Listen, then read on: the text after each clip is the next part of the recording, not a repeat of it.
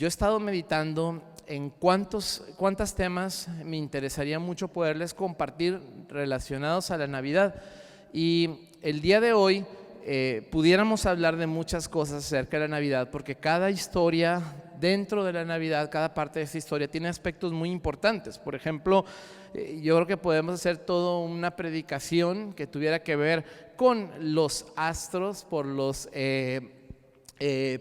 las estrellas que guiaron a los sabios del oriente para llevarlo donde estuviera Jesucristo para adorarle. Pudiéramos hablar en esta noche de algo que a mí siempre me ha impactado, en la escena donde están los pastorcillos y donde los ángeles vienen a decir gloria a Dios en las alturas y paz en la tierra a los hombres. Me llama mucho la atención ese pasaje porque los ángeles estaban acostumbrados a adorar al Señor en el cielo. Y en ese pasaje los ángeles se bajan del cielo y dicen ¿dónde nos lo dejaron? Y vamos a buscar adorarlo a donde Él está. Y Cristo estaba ahora en la tierra. Así que pudiéramos también hablar de eso, y todo esto es una predicación. Pudiéramos hablar también acerca de María. Imagínense si ustedes fueran María, las hermanas que han tenido bebecitos.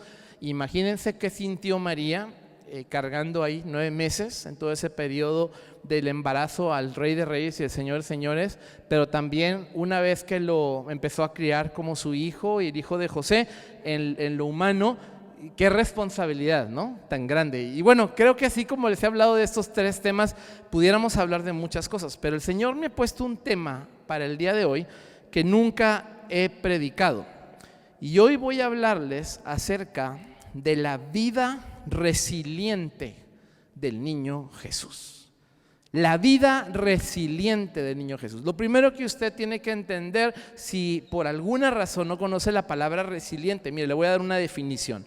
Resiliente significa la capacidad que tiene una persona para superar circunstancias traumáticas, como la muerte de un ser querido, un accidente, una situación difícil. Eso significa ser resiliente. Entonces, poco se predica acerca de la resiliencia que manifestó el niño Jesús. Y hoy voy a estarle tocando 6 aspectos que pude identificar en el estudio de la palabra, y son muchos más, pero identifiqué 6 momentos de la historia de la Navidad donde el niño Jesús tuvo adversidad, tuvo prueba, tuvo oposición, pero en todas esas cosas Él fue más que vencedor por el poder del Padre, del Espíritu Santo que habitaba en Él. Así que yo quiero que me acompañen en este paseo que vamos a hacer de 6 aspectos que manifestó Jesús de una vida de un niño resiliente. Y fíjense, no voy a hablar de la resiliencia de Cristo como adulto hoy. No. Voy a hablar nada más de cómo mostró un carácter resiliente desde el periodo que Él estaba ahí en el vientre de su madre hasta que fue un niño. Por eso vamos a hablar únicamente de la vida resiliente del niño Jesús. Bueno, primero quiero comenzar con el primer aspecto de esta historia de la Navidad. Antes de su nacimiento, ¿ok? La Biblia dice que José y María estaban comprometidos, pero luego dice la palabra de Dios que se encontró que ella había concebido del Espíritu Santo. Y esa era una situación que humanamente nunca había pasado. Nunca en el mundo había alguien concebido del Espíritu Santo. Ahora yo le quiero hacer una pregunta. ¿Quién concibió por el Espíritu Santo después de María en este mundo? Nadie. Fue la única. Entonces tenemos que entender que el qué dirán de que María dijera yo estoy embarazada porque concebí del Espíritu Santo, no era algo fácil de entender, ni entonces, ni ahorita, ni nunca. Entonces fue tanto el estrés que en uno de los pasajes bíblicos José dijo, es para mí tanto el estrés, y en el original dice que pensó en divorciarse, separarse, porque desde que estaba el compromiso en la cultura judía, ya el hecho de que uno de los dos en el compromiso se hiciera para atrás, ya se consideraba como un divorcio. Así que, muchachos, cuando hagan las invitaciones para su boda, más vale que le piensen antes de hacerlas, porque en la cultura judía, si alguien en el proceso se hacía para atrás y ya había invitado a la gente y todo, o ya habían anunciado su compromiso, se consideraba igual que como si ya se hubieran divorciado. Entonces, dice la palabra que José tuvo tal estrés que él decidió, había tomado esa ya decisión de que quería divorciarse. Pero ustedes saben que divinamente Dios tuvo una intervención para que José pudiera permanecer fiel a ese llamado y que no se dejara llevar por el que dirán.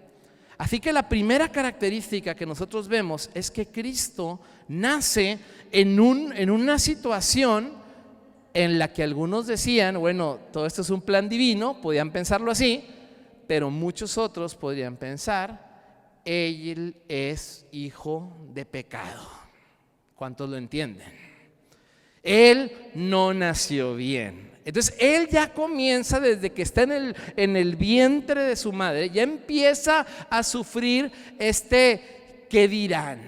Él no viene de Dios, es una mentira. María es una tal por cual, es una mujerzuela, y lo que viene de ahí es hijo de pecado, porque en otro pasaje bíblico así lo dice literalmente.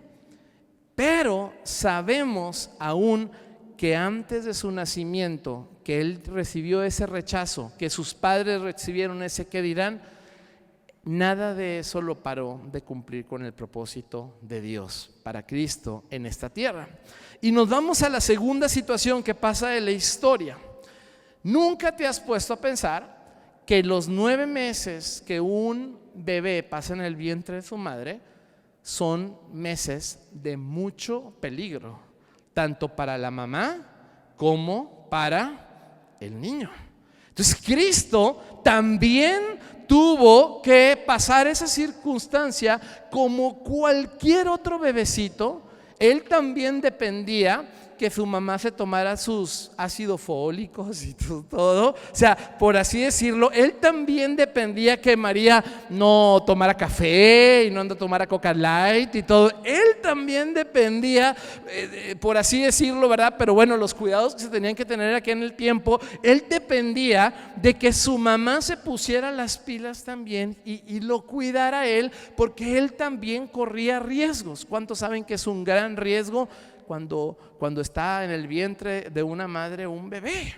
Es un riesgo para los dos. Entonces, a lo mejor usted nunca se había puesto a pensar que él pasó también en esos 9 meses esa situación de riesgos, ¿no?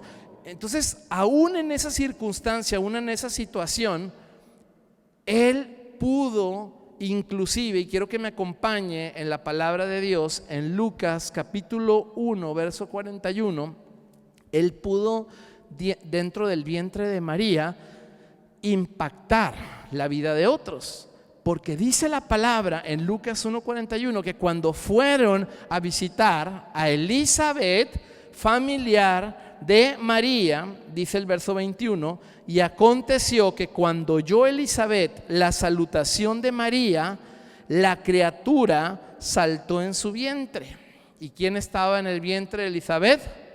Juan el Bautista. Y no nada más Cristo muestra su resiliencia siendo un niño que sufre los 9 meses como cualquier otro, que también estuvo ahí, que anduvo batallando, que estuvo agarrando nutrientes dentro de su madre, sino que resulta que él ministra a Juan el Bautista y dice, y a su mamá, y dice aquí la palabra, que Elizabeth fue llena del Espíritu Santo. ¿Cuántos creen que Dios puede usar a nuestros hijos aún desde el vientre de sus madres? ¿Cuántos lo creen? ¿Sabe? He tenido la bendición de que han orado por mis hijos, aún cuando han estado en el vientre de mi esposa, y han declarado palabra profética, han declarado verdad sobre sus vidas. Pero yo, déjeme decirle en esta noche que como Cristo también estuvo 9 meses ahí en el vientre de su madre, y como también Él fue usado por el Espíritu Santo aún estando en el vientre de su mamá, Cristo el día de hoy se identifica con esos niños que quieren abortar, porque Él estuvo también en el vientre de su madre. Él pasó ese camino de 9 meses y Él sabe, como el salmista David: mi embrión vieron tus ojos. El día de hoy, en esta noche, Cristo, a lo mejor usted nunca se había puesto a pensar, se identifica con el niño que está dentro del vientre de su madre y que está yendo a una oficina clandestina y está sintiendo, y hay estudios acerca de eso, de los niños que escuchan pláticas de aborto, que escuchan pláticas acerca, y que hay estrés en sus vidas porque ellos lo captan. Así como Cristo pudo impactar la vida de Juan el Bautista desde el vientre, así un niño el día de hoy que quieren abortar puede sentir ese rechazo y esa oposición, pero Cristo aún se identifica con esos niños porque Él pasó por ello. Pero su mamá sí cumplió el propósito de Dios para Él. ¿Qué hubiera pasado si María se hubiera hecho para atrás? Era imposible, porque Dios tenía un propósito, y sabemos que cada bebecito que está en el vientre de cada mujer tiene un propósito de parte del Señor. Y Cristo se identifica con ellos porque Él también, humanamente hablando, Él pasó por eso. Quiero hablar de una tercera característica de resiliencia que yo encuentro en la palabra de Dios. Y ya un poquito, ya que Él estaba en ese tiempo donde estaba por dar el alumbramiento a María y todo eso, dice la historia bíblica que ellos fueron a un mesón. Y quiero que me acompañe en Lucas capítulo 2 verso 7. Y ellos fueron a un mesón, y en la cultura judía y en esa región donde ellos estaban, se utilizaba el mesón, y el hotel estaba como el lugar donde se hospedaban a los huéspedes que iban de paso. Y había un lugar a las afueras de ese hotel o de esa posada o de ese lugar que estaba destinado a los animales. Ahora, déjeme decirle que investigando, hace tiempo prediqué yo de este tema del pesebre, investigando el significado de pesebre en el original, puede significar dos cosas. Puede significar, uno, el lugar donde ponen los animales, afuera del lugar, del mesón, del hotel, del lugar donde se hospedaban los demás, como la parte de la granja. O significa meramente el lugar donde ponen la comida y el agua del animal. Puede significar dos cosas, pero en cualquiera de los dos significados, no sé si usted lo vea, era humillante para el Rey de Reyes y para el Señor de Señores. Sea que hubiera sido el área de los animales, o sea que lo hubieran colocado en el mero bebedero donde bebían los burritos y esto y el otro, cualquiera de las dos cosas de la palabra pesebre era algo de humildad, una humillación.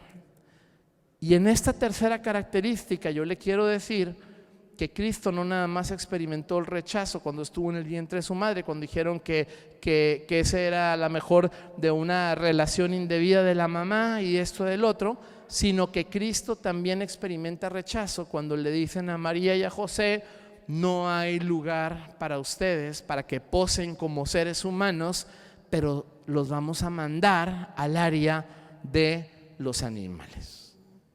¿Cuántos de ustedes se sentirían contentos que el día que hubieran llevado a su hijo al hospital les dijeran: su hijo no puede nacer aquí en el hospital, tiene que nacer en el lugar que tenemos para los animales, afuera del hospital?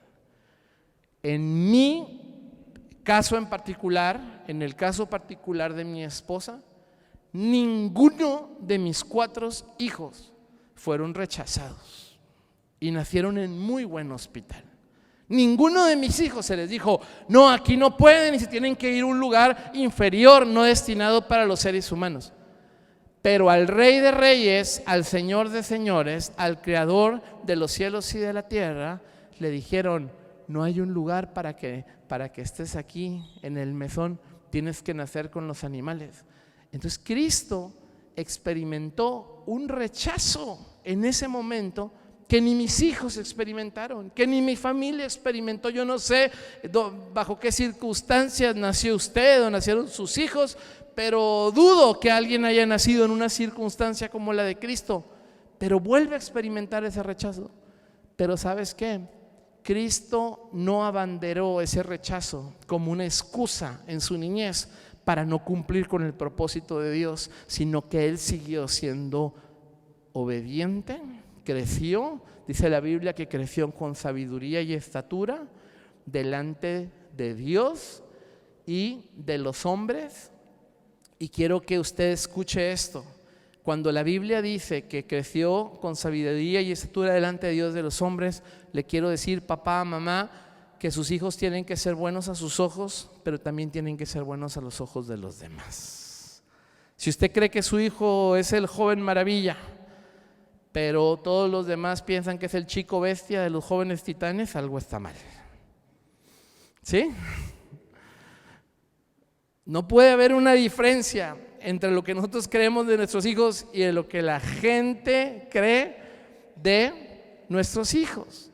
Nuestros hijos tienen que ser de testimonio para los demás. Por eso él creció con sabiduría y estatura delante de Dios y de los hombres. ¿Y por qué dice sabiduría y estatura?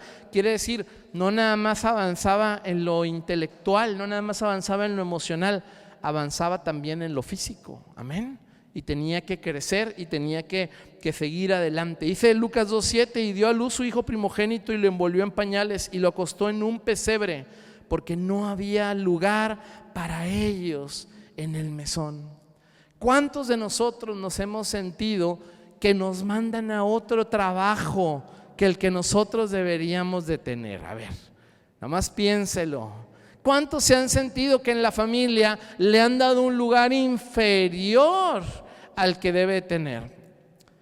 Me acuerdo que un compañero mío de la preparatoria, llegaba su mamá por él a la prepa y se emocionaba mi compañero, decía, ¡ay, ya llegó mi mamá! Y se iba a subir al carro y su mamá le decía, no te puedes ir adelante conmigo porque adelante viene la perra, tú te vas atrás. Y era la broma de todos ahí en la prepa, que su mamá no le daba el lugar a él adelante, se lo daba a la perra. Se están riendo, pero ¿sabe cuánta gente aquí en Reynosa es capaz de darle un regalo de $40 a la perra en esta Navidad, pero no le pueden regalar ni una colación a su mamá o a su papá? ¿Saben cuántos en esta ciudad le van a dar prioridad a algo que no vale la pena? ¿Y cuántas veces nos sentimos, no me da lugar en la familia, no me dan lugar en el trabajo, no me dan lugar, mi lugar en la iglesia? A lo mejor te sientes así, no me dan mi lugar, no me dan mi lugar. Quiero que sepas que Cristo también pasó por lo mismo. Pero lo importante que Cristo nos está enseñando en esta noche es a ser verdaderamente resilientes, a no dejarnos ir para abajo por nuestros rechazos que tenemos, por lo que la gente hizo. ¿Sabe? Aquel que le echa la culpa a los demás es aquel que no se hace responsable de su propia vida y que quiere siempre decir que él es un fracaso por la culpa de las circunstancias, por la culpa de otras personas. ¿Sabe? Sabemos que en nuestro país hay retos. En Latinoamérica hay retos, hay personas que se han tenido que desplazar de sus países a otros países, pero admiro, aplaudo y realmente valoro que se hayan movido y que no se hayan quedado ahí a morirse en donde estaba la crisis o donde estaba la adversidad. Cuando hemos ido aquí con los migrantes, hemos ido a donar ropa y esto y el otro, y pensamos a veces que, ay, pobrecitos, no conocen del evangelio, no saben nada de Dios. Y que cuando nos hemos topado con la sorpresa, que son tan cristianos como usted y como yo, pero que a ellos les tocó otra situación diferente y por alguna razón están aquí de paso en nuestra ciudad. Y uno dice, wow, son mis hermanos, yo no pasé por ese rechazo, yo no pasé por esa situación, pero necesito ayudarles, necesito bendecirlos.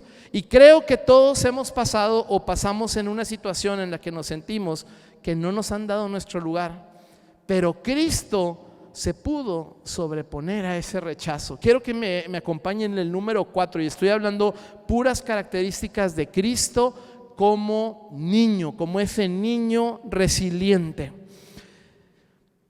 Él tuvo que superar, hermanas y hermanos, el estereotipo de nacer en un lugar pequeño, en un rancho.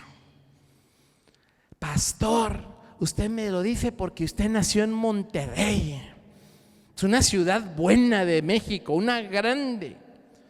Yo soy de allá de donde era Jaimito el Cartero, de Tanamandapio, no sé de dónde era, ¿verdad?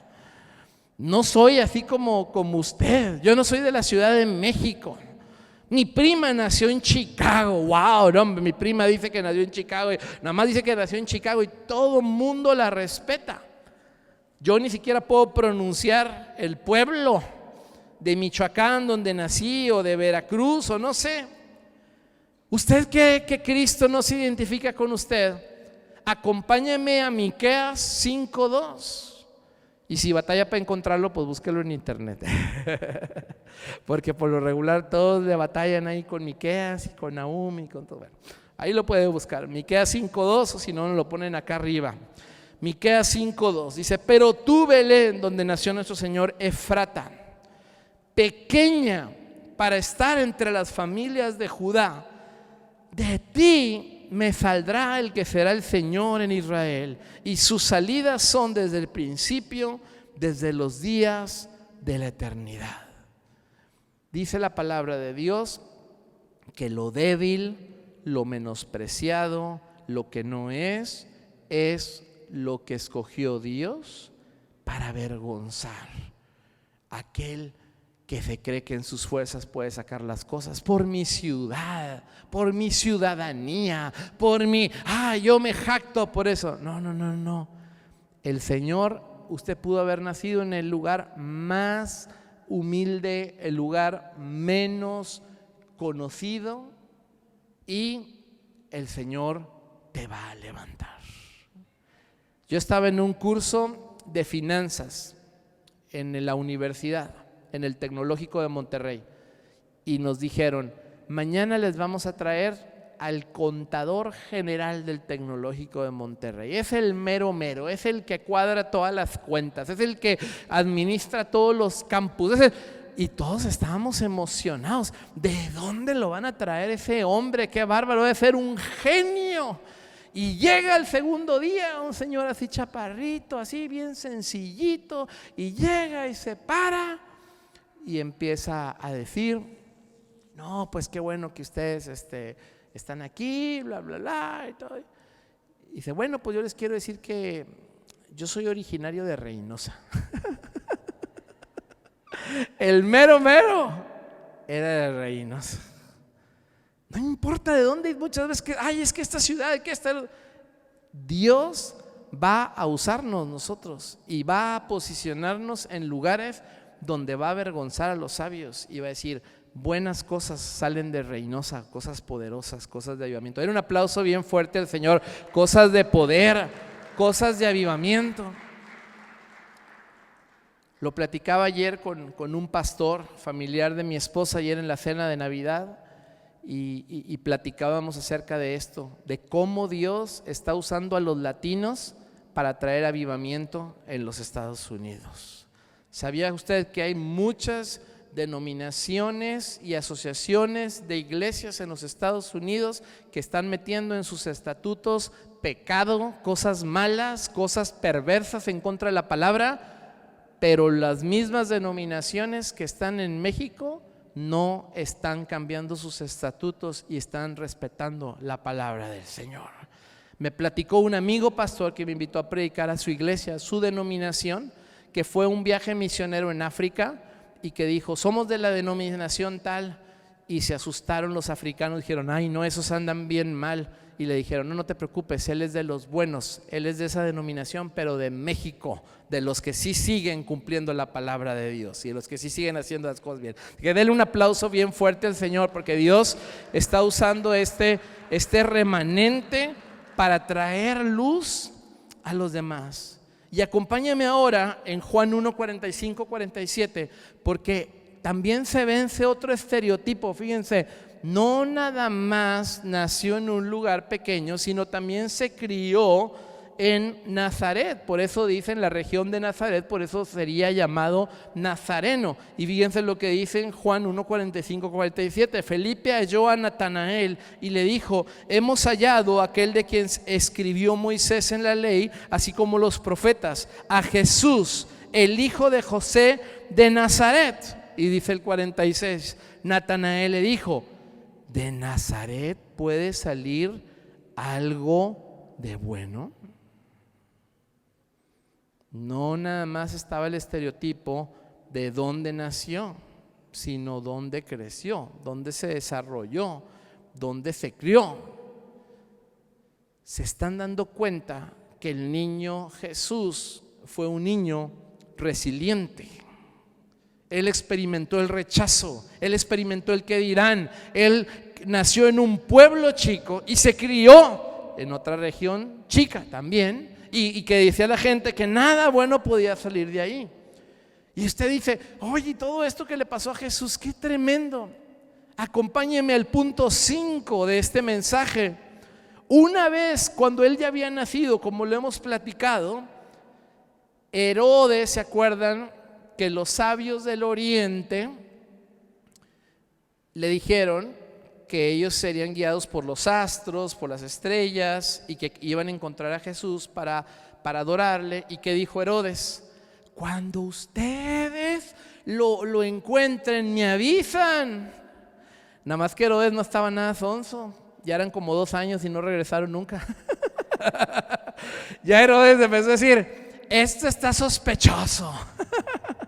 Les dije que regresaran y nunca regresaron. ¿Por qué creen que Herodes dijo a todos los niños de qué? ¿De cuántos? De 2 años para acá. Los expertos, teólogos, historiadores dicen, cuando él se fue a Egipto no se pudo haber ido menos de 2 años. ¿Por qué? Porque ¿cuál fue la edad que dijo Herodes? O sea, en la edad en la que él se desesperó, que nunca regresaron a avisarle. Si hubiera sido otra edad, pues no hubiera dicho eso, otro tiempo, perdón. Pero él dijo, no hombre, estos ya me vieron la cara. Y por sacando fechas dice, no, pues miren, para no fallarle, todos los niños de 2 años para abajo, mátenlos. ¿Por qué?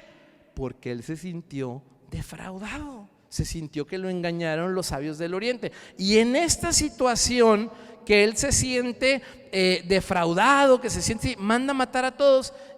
Y yo me imagino a José y a María diciéndole, ay, mi hijo Jesús, ya me levantaron falsos cuando concebí por el Espíritu Santo.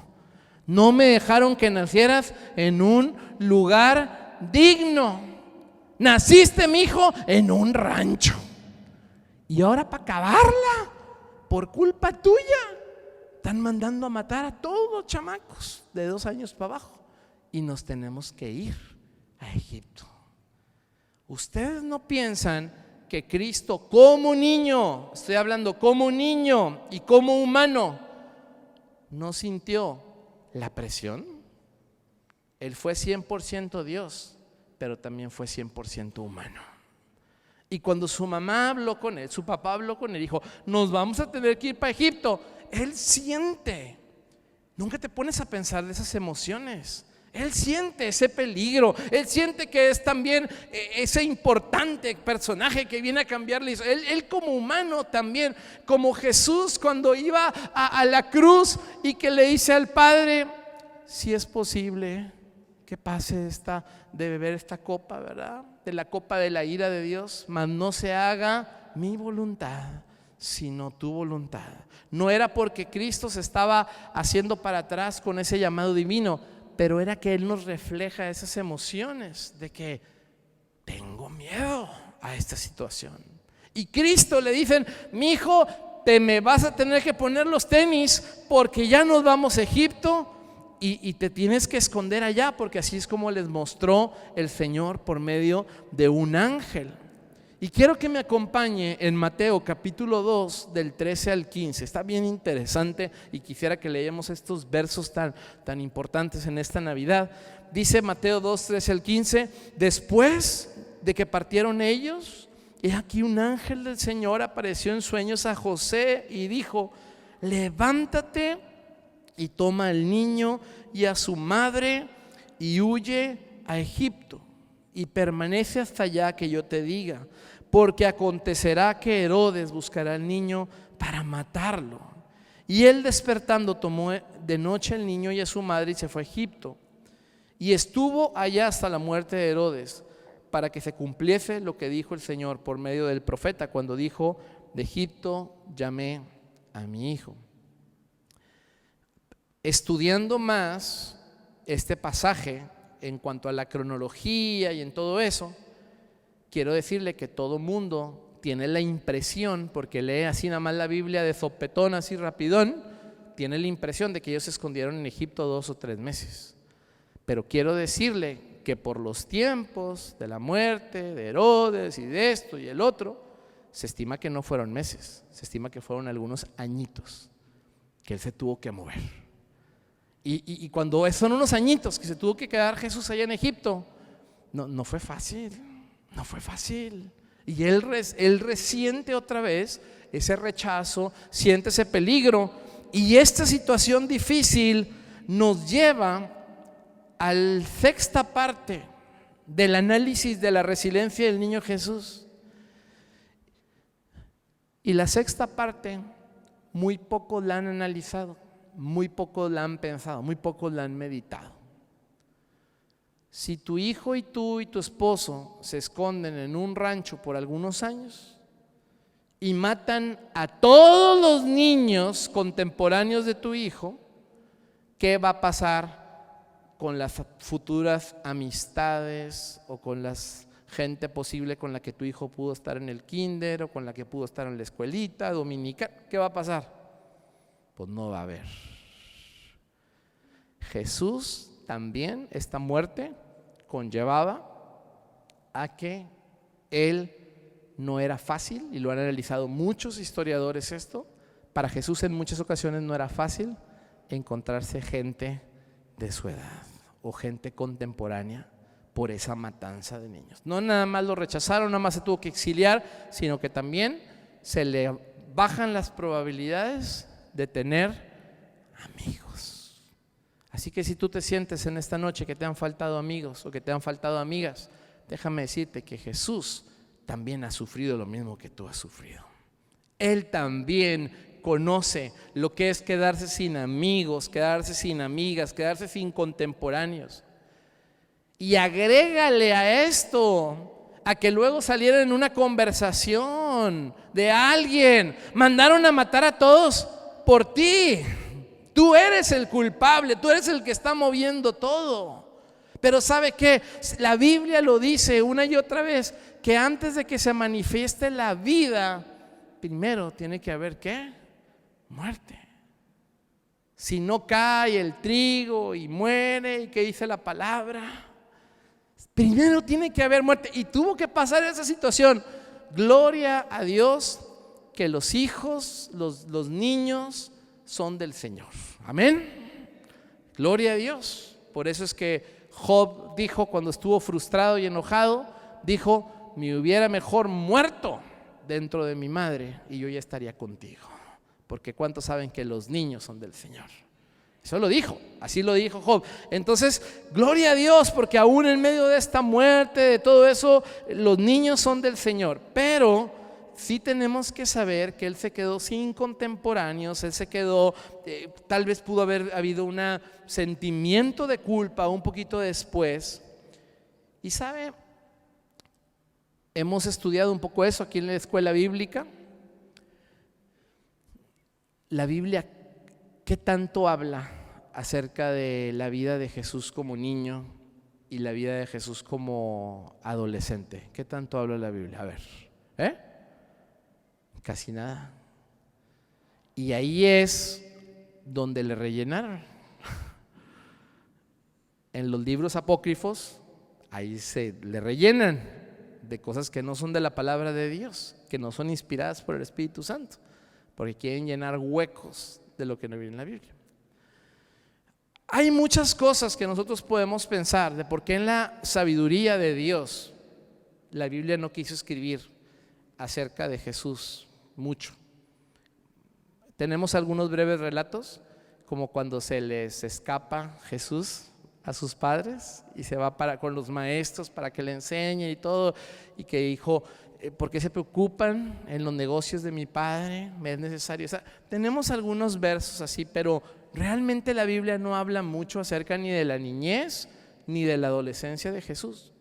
Bueno, puedo pensar yo que una de las razones por las que no habla es porque el propósito y el ministerio de Jesús empieza ahí a rondar en la edad de los 30 años, y su ministerio se calcula que duró 3 y feria, y que dijéramos, bueno, lo más importante de su vida o el llamado se iba a manifestar ya en su edad adulta. Bueno, esa puede ser alguna razón. Yo también puedo pensar que una de las razones por qué no viene escrito mucho acerca de eso es porque, como le he narrado ahorita, Cristo también tuvo que pasar una niñez normal como con otros y una adolescencia normal donde pudo haber habido rechazos y esto y otro, y pues que no había mucho provecho hablar que si a Jesús le prestaban el balón o no se lo prestaban, que si le invitaban el lonche o no se lo invitaban, porque a final de cuentas, ¿cuántos saben que Jesús tuvo una niñez y tuvo que crecer y tuvo que convivir con otros? Porque fue 100% humano también. Muchos piensan que se saltó todo eso y de repente ya llegó ahí: oh, este es mi hijo amado en que tengo complacencia. Pero no se ponen a pensar que fueron muchos años los que estuvo aquí también como niño, como adolescente. Pero hay otra cosa importante por la cual no viene narrado de eso también. ¿Quiénes serían los únicos prácticamente testigos que pudieron haber escrito acerca de Cristo durante su niñez y su adolescencia? ¿Quiénes? Sus papás. Y si yo hago una biografía de lo maravillosos que son mis hijos, pues la gente va a decir: él es el papá y la mamá. Pero Dios en su sabiduría permite que los evangelios, Mateo, Marcos, Lucas, Juan, fueran de testimonios recolectados de testigos que no eran directamente su familia, pero que dieron la gloria del unigénito, lleno de gracia y de verdad. Es por eso que hay una diferencia entre los evangelios reales y los apócrifos y los libros apócrifos, porque los evangelios son inspirados por el Espíritu Santo. Y tú lo lees y el Espíritu Santo habla a tu vida y a tu familia, habla a tu casa. ¿Y a cuántos los pone a veces la piel chinita cuando están leyendo los evangelios del Señor? El pastor Oral Roberts dijo hace muchos años, él está en la presencia del Señor: Dios me llamó a leer todos los 4 evangelios de rodillas. Y Dios me dijo: no vas a leer ni un versículo de los evangelios si no estás de rodillas. Y Oral Roberts decía: a toda la gente que no ha leído los evangelios o que los quiera volver a leer, yo le recomiendo que los lea de rodillas. Y si es posible, léalos seguido, decía él. En la misma arrodillada, léalos todos. Y él garantizaba y decía: y cuando usted se pare de leer los 4 evangelios de rodillas, su vida nunca va a ser igual. Usted va a pararse empoderado, lleno del poder del Espíritu Santo, porque es verdad su palabra. Así que Cristo también en este punto que estamos viendo se quedó sin amigos, se quedó sin gente ahí cercana, y hubo muerte, como lo dije hace un momento, antes de que se manifestara la vida.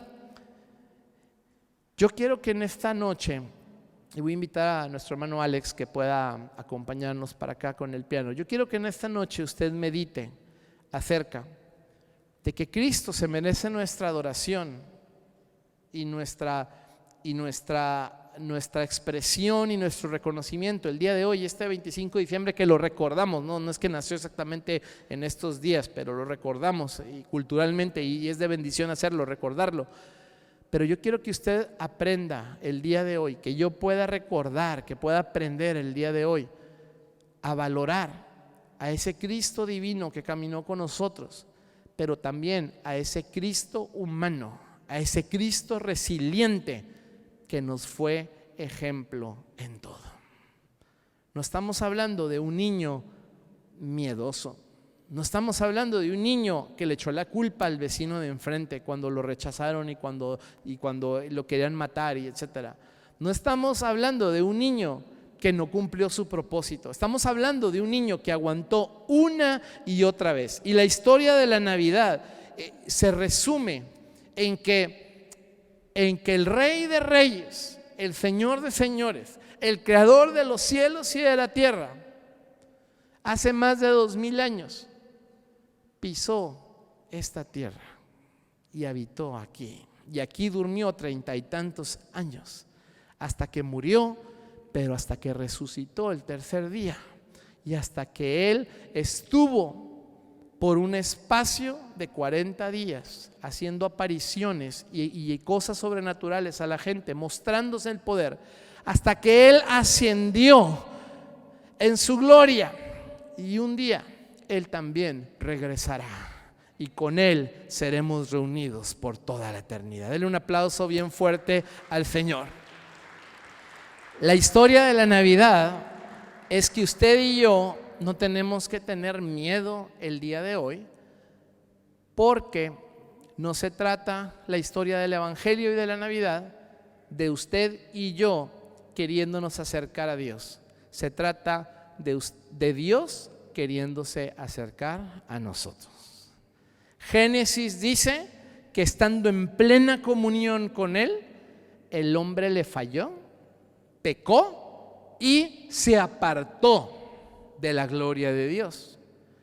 Pero en los evangelios dice y narra que Cristo viene a nacer como un hombre, como un bebito en este mundo, porque Él sería llamado Emmanuel, que significa no que tú te esfuerces por alcanzar a Dios, significa Dios hizo de su parte para venir y habitar entre nosotros.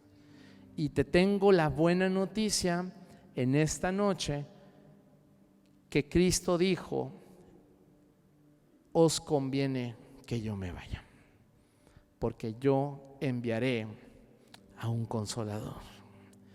Y el día de hoy te tengo la buena noticia, que a diferencia de los tiempos de Jesús, donde tú tenías que esperar, como la mujer del flujo de sangre, a tocarlo para ser sano. Tú tenías que esperar a que Él pusiera lodo sobre tus ojos. Tú tenías que esperar a que Jesús te levantara y si eras paralítico o si eras leproso, te limpiara, pero tenías que ir físicamente a donde Él estaba. Te tengo la buena noticia, que ahora Cristo puede manifestarse en cada uno de nosotros por medio de su Espíritu Santo.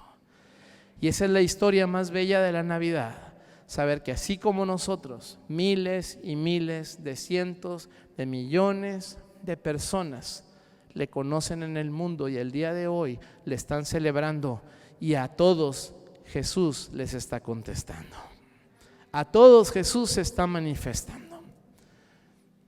Hace unos días que estaba fuera de viaje con mi familia, conocí a varias personas en los taxis donde me estaba moviendo, y conocí a un hombre de Macedonia. El apóstol Pablo hablaba de Macedonia y hablaba de todo eso, pero ya ni sabía yo que ese país existía ahorita. La verdad estaba yo, pero ni en el mapa lo tenía. Y me dice el chofer de cómo él había emigrado a los Estados Unidos y esto y el otro, pero vi que estaba muy receptivo a lo que yo le estaba compartiendo. Y se lo dije directamente, le dije: ¿tú vas a una iglesia? ¿Te estás congregando? ¿Vas a una iglesia?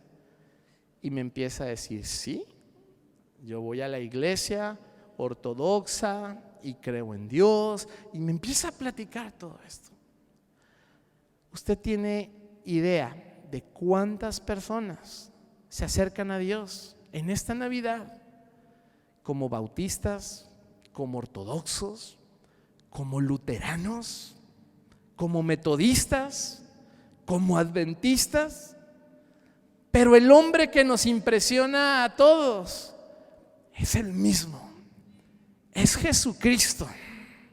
No hay salvación en la denominación, no hay salvación en la asociación religiosa, no hay salvación en el nombre de ningún apóstol, de ningún pastor, de ninguna persona. Únicamente hay salvación en el nombre de Cristo Jesús. Y si le confiesas en esta noche con tu boca y dices: tú eres mi Salvador, tú y yo seremos salvos. Y tú y yo podemos tener la confianza en esta Navidad que lo más grandioso no es el regalo, no es la comida, no son nuestros viajes, no son nuestros planes. Lo más hermoso es que ese Cristo, ese niño resiliente, está dentro de nosotros en esta noche con el poder de su Espíritu Santo. Y el día de hoy, mis hijos, yo, mi esposa, todos ustedes, podemos aguantar el rechazo, podemos aguantar la adversidad, podemos aguantar el qué dirán, podemos aguantar los complejos de nuestro pasado, podemos aguantar todo, porque ese Cristo resiliente está dentro de nosotros por medio del Espíritu Santo. Y a cada uno de ustedes les digo en esta noche lo que dijo el apóstol Pablo: acuérdense, tenemos la mente de Cristo. No tenemos por qué pensar menos de nosotros de lo que somos, no tenemos por qué tener la autoestima baja, porque tenemos la mente de Cristo. Así que yo le invito a que se pueda poner de pie en esta noche. Y vamos ahí en nuestro lugar, sé que hay algunos adolescentes acá, hoy no tuvimos clases, sé que hay papás, mamás, jóvenes solteros, solteras, estudiantes, a todos los que están aquí por igual. Yo te invito que puedas levantar tus manos y que le puedas decir a Jesús: gracias en esta Navidad, porque tengo la revelación de que tú estás dentro de mí. Gracias, Cristo, porque puedo ser resiliente, porque puedo vencer la adversidad, puedo vencer el temor, puedo vencer mis complejos, puedo vencer un pasado conflictivo. Dile: Señor, no estoy aquí porque yo he sido perfecto. Sabes, si ha habido pecado en tu vida, si ha habido fallas, si ha habido errores, llévalos a la cruz de Cristo en esta noche, aviéntaselos a Él ahí a la cruz, a sus pies. Dile: gracias, Señor, por tu palabra, Señor, y gracias porque el Espíritu Santo está aquí en esta Navidad. Esto es lo más glorioso que podemos expresarle al Señor. Dile al Señor: te adoro porque diste testimonio como humano, pero también porque en tu divinidad tú cumpliste ese propósito del Padre. Gracias, Señor. Y yo te invito que en esta Navidad le adores al Señor y digas: gracias, gracias, gracias, Jesús, gracias, Jesús, gracias, Jesús.